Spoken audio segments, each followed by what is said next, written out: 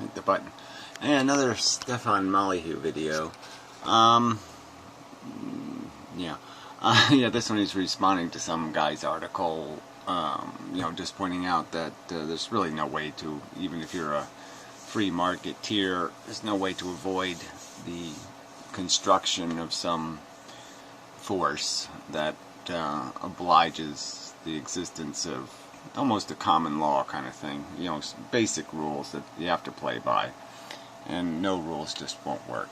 It's not possible. And so he just snarkily responds, and with inane arguments, and so I've time-coded a few of those, and I'll just jump through them, but it's more of the same stuff. They did do a little economics video about some sort of failure of the economy or something, but fundamentally I don't disagree that you can't just borrow money and spend it, and there's lots of things going on here in our economy that I would agree that are not practices that are useful or functional, like the waste of money on the military. But he doesn't identify the real villain, which isn't banksters. Okay, it's the rich. It's the acquisition of wealth and control, and that he would not fix. And that I would fix. And I would fix it through government. So anyway, let's play. So I'll leave a link to, I did an economics video on the economics channel. It's pretty good. That is a much more accurate explanation how the game is played and such, so forth and whatnot. See if this works. Hi everybody, Stefan Molyneux. It's also known as pulling psychic orbs out of your ass and pretending you've got a third eye. Nobody knows how freedom is going to work in the 50 to 100 to 200 years it's going to take to build a stateless, free, voluntary, peaceful society. Nope. Yeah, whatever. That ain't going to happen. You can't build it. You either do it like through revolution, or you got no chance at all. You're not going to be able to incrementally deconstruct rational policy. Just not going to be able to do that. Nobody knows. Nobody knows. You tell me what the price of Apple is going to be in a week, either the fruit or the company, and I will listen to you about your prediction. Yeah, apples are pretty regular in their price, so I'm probably going to be pretty close on regular apples. But whatever. If that's what does it for you, if that's all somebody has to do to gain credibility is make a guess and be right, I'd say that's a little silly. But nobody even knows that, so we have a veil of ignorance about the future. When you have a veil of ignorance... Right, okay, so we don't have a veil of ignorance, right? We do know exactly, we can model all kinds of things, so yes, you can model what happens under anarcho-capitalism, and it models into, dynasties and, Attila the Hun. You have no landmarks. When you have no landmarks, you have to sail or navigate by principles. When you yeah, whatever. So again, yeah, principles like what? Like, humans are intrinsically fair-minded. Humans have identically the same sensibilities and will innately know when they're stepping on somebody else's toes. No, none of that's true. So anyway, this wasn't a great clip, but this is not one of his better videos, so it's hard to do as much with it. So we would jump to the next time. And what did you get? 80 years, you got a massive civil war with over 600,000 people murdered, a fascistic Lincoln imposing his will, and that... Okay, so he called Lincoln a fascist. I mean, can you understand just exactly how ludicrous this is? So the guy who says, declares that somebody's a human being, and that you can't apply force to the human being and abuse the human beings with force, the guy stopping people from forcibly enslaving people is the fascist. The fascists who have decided to, for their own service, for their own utility, to dehumanize humans, those aren't fascists. Those bigots aren't fascists. Lincoln's the fascist. you know, I mean, you got to say that if somebody's going to use rhetoric like this, they got to sort of take responsibility for the obvious implication of it, which is you're just another white guy, you know, with a small penis. Yeah, you got a small penis, right? And you got the invasion of the Philippines, and then you got the subjugation of Hawaii, and then you got the creation of the Federal Reserve and the institution of government schools, and then you get the... Right, so he just goes down these stupid litanies like they've all done nothing good ever. Like none of these things were good things, which is silly.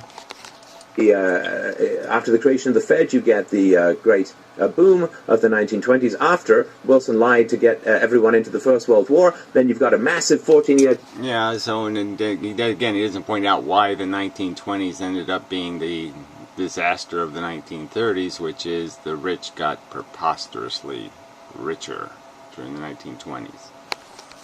Depression that is ended by another lie to get into the Second World War, which is the attack on Pearl Harbor, and then right after... Right, the attack on Pearl Harbor's a lie. Well, I mean, it was a stupid dispute, that's for sure. We should have never gotten into an argument with the Japanese just because they ate a few Chinamen.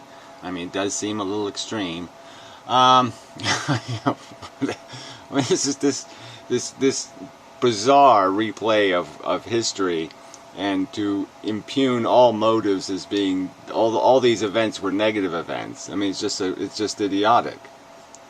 You know, I mean, it didn't mention Hitler for some reason. Why didn't you mention Hitler? Hitler was the real cause of the war, wasn't he? I mean, the Japanese wouldn't have gone to war if we weren't already occupied by the Germans. Well, I mean, we weren't already. The world wasn't already threatened by the Germans.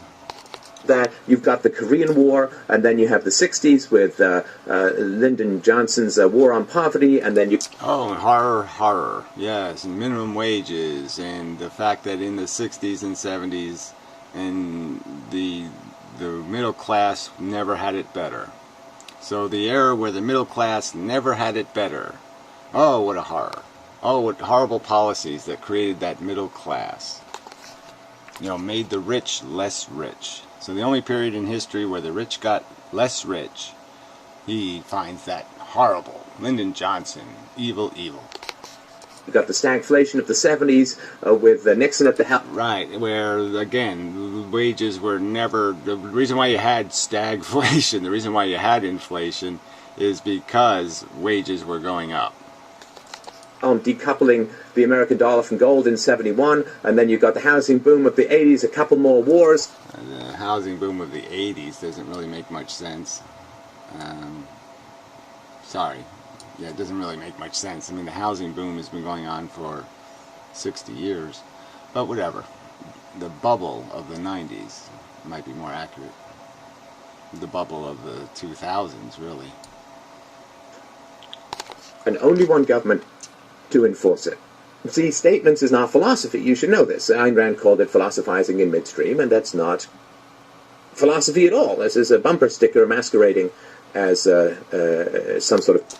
And that's entirely the substance of your rhetoric, is just these silly little cliches, these silly, steal the money of the fetuses of the future. I mean, this isn't philosophy. You're just cliches. Okay, meaningless, mushy, fear-mongering. You know, you're just this little kind of gay and polite Alex Jones. You know, fuck the truth, okay? Just find a scapegoat and call it government. Because government is going to make me, damn it, be fair, and I don't want to be fair. I'm better than you. My kids are better than you. My ranch is cooler than yours. Fuck you. Philosophical insight. So, also if there's only one supreme law of the land, then, and only one just form of laws, then really we're talking about a worldwide government, right? Because only one Yeah, why not? And yeah, there's a lot of that happening, actually, you know. We have disputes over stuff like whaling or some other thing, and we basically negotiate with other countries and say, well, if you're going to be assholes about this, we're going to have to be assholes back at you, fuckhead. And so then you make a deal to say, okay, you can be a little bit of an asshole, but you just can't be this big an asshole. And so we're already migrating to some sort of, we do have to live here together, and you can't do something really stupid like put up $458 nuclear plants, and I can't feel comfortable if you do that, you see. So, I mean, you have to do certain things responsibly by some sort of general code, or everybody's going to get pissed off. Government can adhere to a perfect standard. Therefore, all governments or governments which don't adhere to it must be immoral and unjust, right? So we're talking about one world. Yeah, that's right. We're talking about the idea that rights are something we all should be able to figure out, and we have a little debate about it and say, oh yeah, this is basic stuff, right? You have a right not to be enslaved or raped or done this or done that, and we can make all kinds of these old rules that everybody can agree on because they're just so fucking obvious. Don't shit in my water. Yeah, okay, this is really easy shit, and we can do this. We can pull this one off. We can get the right stuff right. You don't blame kids for mama being a whore. That's just logical. Government here. Could conflict among competing governments be taken care of by treaties? Treaties enforced by whom? By the customers. You person. By customers. I mean, yeah, by customers, right. By my mob and your mob. So we make a treaty, and if somebody breaks the treaty, yeah, we go to war. Isn't that all there is to your conversation here? There's nothing else. There's just my mob goes and beats the shit out of you, or rapes your mama. This is, yeah. So you're just back to the same mechanism. You're just saying the authority of the tribe, their logic, their rules, their sense of honor somehow should dictate policy, and that if you made this a broader policy decision through a democratic process rather than just some kind of like, that's what the king says, the king says so. It's to the king's advantage. Yeah, no. Like I said, I don't want Google deciding. I'd rather a democracy than Google. There can only be one cell phone company. Because they're never going to exchange data. Who would enforce them? Who would make them do that? The customers make them do that. There can only be one ISP, you see, because ISPs will never, ever... I don't know. I've never had a cell phone, but as I understand, there's huge compatibility issues. You can't get this phone to work with that service, and you can't do this thing unless you buy that plan. So I see lots of limitations based on capitalist proprietarization of the mechanism. Exchange data. There can only be one email provider because email provider... So there you go. You're talking about the internet and email, things invented basically by government subsidies. So things that wouldn't exist without government, right? Theoretically, there's, his capitalist world isn't going to invest the capital to ever do any of this stuff that takes a long time to gain real value. And it took a long time for the internet to gain real value to capitalists anyway. I mean, it had no value to it had no capitalistic value in its invention, in its infancy. There was no way to make money on it at all. And so it wouldn't have fucking existed in his fucking world. It's just the typical bullshit. They do nothing to create anything, to provide anything, and then they claim, oh yeah, we did it. And they had nothing to do with it. I wonder what his internet business was. I really do. I mean, I just wonder whether it was anything that had intellectual property. Because he doesn't believe in intellect. I mean, I don't like 50-year, 100-year copyright. I mean, I think that's bullshit. I mean, you should be able to get 10 years. If you can't make your money, it's open source. It should be that way with software and everything. There should be no permanent ownership. But no intellectual property rights is just insane. The state, human beings as mammals will always be drawn to getting free shit and calling it virtue. And that is the best... There. So this is what he's critiquing human beings. So human beings will always be drawn to free shit, cut the corner, do whatever you have to do to get your piece. So he's basically admitting that's what human beings will always be. That's what he said, always. So it doesn't matter how well you raise them, they're still going to be selfish animals, and they're going to act like selfish animals when push comes to shove. The way to do that is to create a government where you can proclaim virtue and have people salute you as you rifle through the pockets of their fetuses. So... yeah, more of that kind of fetus talk, you know, that Ayn Rand would find so fucking interesting. Yeah. The idea that this government is not going to be inhabited by power-seeking mammals is a delusion. You're creating some... Well, there you go. So, again, power-hungry seeking mammals, and there you go. So he just wants to... he wants to make us back into, like, some sort of, you know, gorillas, and we'll just go out and, you know, massacre each other every now and then. And most of the time, everything will look very harmonious, except for the 1% of the time where we're, you know, macheting the fuck out of each other. And they'll call that civilization. Some artificial construct in an alternate dimension and saying, well, see, that's how it's going to work here. But that's not how things work here. The example of America might be somewhat instructive in this area. Well, whatever. We don't need to do that again, do we?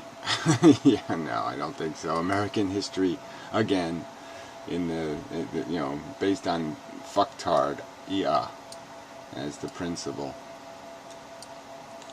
If I offer to protect my neighbors, and I do not violate the non-aggression principle, then it is not force. I mean... I protect them by shooting all the darkies that come into town. But it's not force.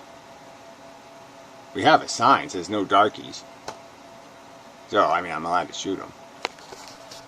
If the private citizens have the right to use force in self-defense, then they have the right to gather together and patrol the streets and use force in self-defense. That which is... right, self-defense of what? Their arbitrary definitions of what they're going to tolerate in other people. So we all get to have our own sensibilities and sensitivities, and we get to just shoot the fuck out of anybody who violates them because we say so. We, the mob or collective, or the members of DRO F-14. And that's how you play the game rationally and sensibly. That's how you become a civilization. No, I don't think so. It's permitted to one is permitted to all. That which is denied to one is denied to all, unless you're going to create these crazy schizoid Call of Saluthu opposing moral categories on a whim, which I think he seems to be doing. Opposing moral categories on a whim. No, you're going to just recognize the fact that people don't like each other. That it doesn't take much for person A to offend person B.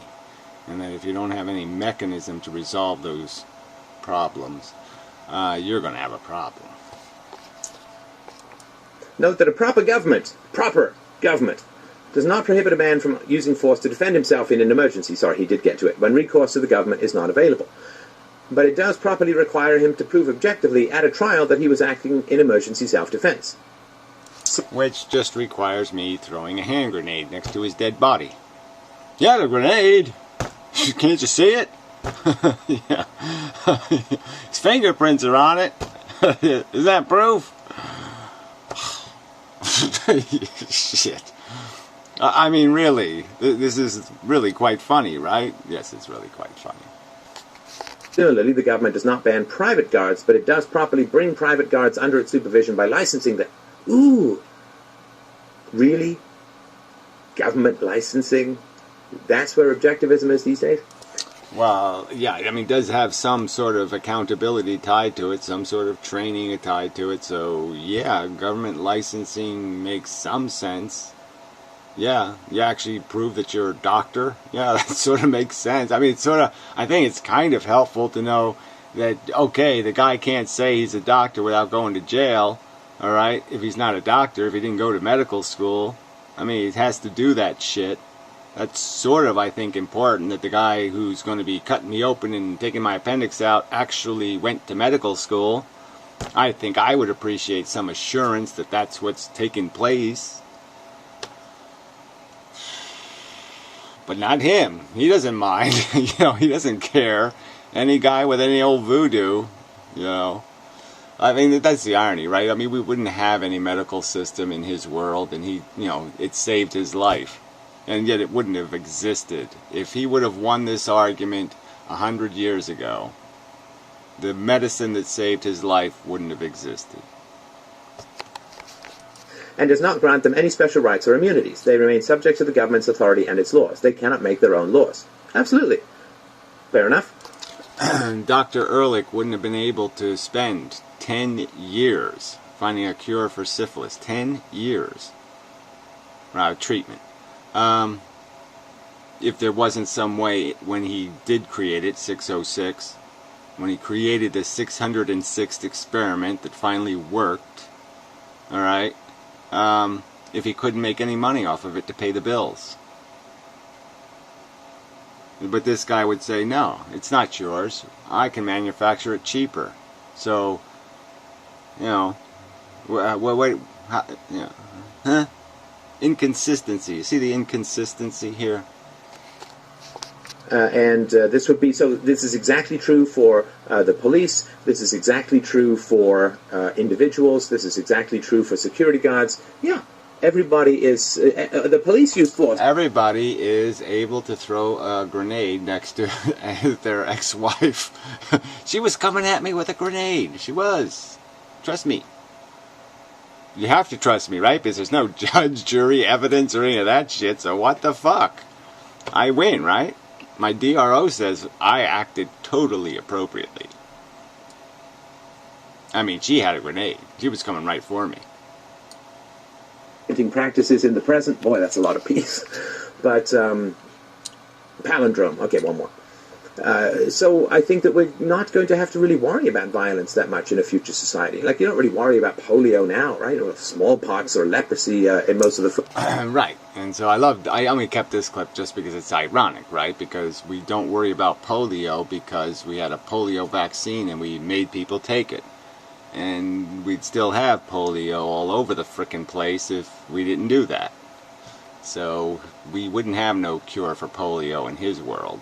And certainly nobody could make money inventing the vaccine, so the vaccine would never even been produced, because no company could make any money producing it, doing the research to create it. No antibiotics, no polio vaccine. In his world, those things will not exist. So as well, you don't worry about these things, right? So in the future, we're not really going to have to worry about the plague of violence because we'll be parenting peacefully, and therefore we won't have to worry about it. And this is all nonsense. By the time we get to a free society, the initiation of the use of force is going to be so rare that it's like you're saying, well, we can't go outside until we build a... All right. So, I mean, do any of you believe that this is true? That he has a mechanism installed innately? We have this innate mechanism that tends us to resolve disputes amicably, not to resolve them in the quickest, most expedient, and most brutal manner. That it's not a clear evidence in all of human history that human beings do not choose this diplomatic means, and they only choose the diplomatic means when it's imposed upon them, when there's a force that says we're going to be civilized, when Rome shows up and says, no, you're going to do it this way.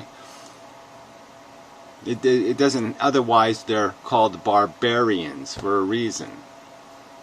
Yeah. Fuck. Massive metal dome over the sky because of all of the lightning. Well, lightning is pretty rare, and you can stay in when it's necessary, and that's going to be like violence in the future. Not going to be such a big deal. So yeah, again, there's absolutely no evidence of that. The escalation of the violence is clear. The escalation of the hardware capable of doing really horrid violence is clear. The fact that we don't resolve disputes with some other mechanism is clear, unless there is some democratic force where we can all vote for it. Because if we let the minority decide, the minority will take us to war. Because they can make some money off of it. Shit. This is just stupid. Sorry, link below. And this is really enough. There's no point in dragging this out. This is just horrible, horrible, horrible, horrible. There's nothing else to say. So, till next time. It's